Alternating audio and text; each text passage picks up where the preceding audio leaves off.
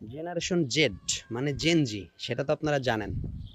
আমরা হচ্ছি জেনজির ইমিডিয়েট আগের ভার্সন। আর জেনজির পরের ভার্সন যেটা, সেটাকে বলা হয় জেনারেশন আলফা। তো এই ব্যাপারে আজকে আপনাদের সাথে একটা কথা শেয়ার করি। এখন আমি আসি হচ্ছে আমার বাড়ির পাশেই একদম, এটা হচ্ছে একটা বিচ, এটা মেঘনা বিচ নামে ভাইরাল করে ফেলছে মানুষ। ওই দেখেন একটা চর জাগছে নদীর মধ্যে, নদী ভেঙে ফেলতেছে। এগুলো হচ্ছে সব আমাদের জায়গা ছিল, এখন ভেঙে ফেলছে।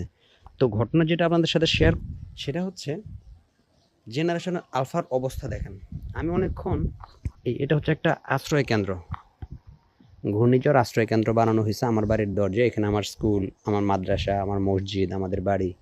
তো এখানে আমি অনেকক্ষণ খেয়াল করলাম দুইজন পাক্কা মৌলবি, একদম টাকনু পর্যন্ত পাঞ্জাবি পরা, মাথায় টুপি, সাদা ফোকা ফেরেস্তা টাইপ পাঞ্জাবি পরে চিপায় বসে কিছু একটা করতেছে। এখন আমি দেখবো যে তারা কি করতেছে, চলেন জেনারেশন আলফার অবস্থা দেখাই।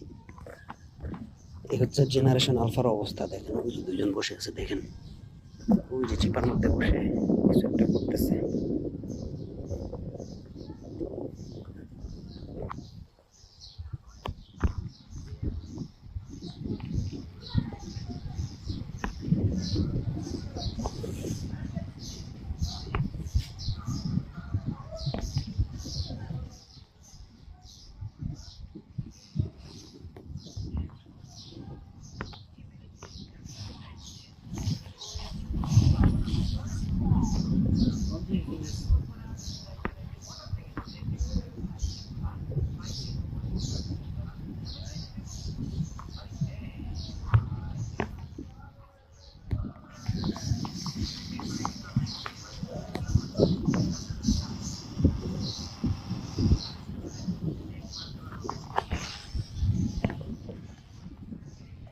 এই হচ্ছে জেনারেশন আলফার অবস্থা।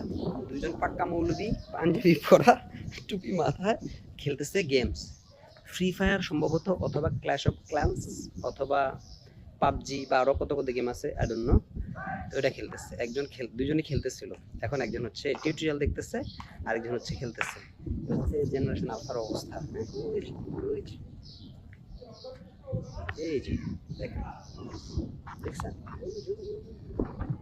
থাপড়া এগুলো রে, আলফার বাচ্চা আলফা। এই হচ্ছে জেনারেশন আলফার অবস্থা। আর আমরা কি করছি এই বয়সে?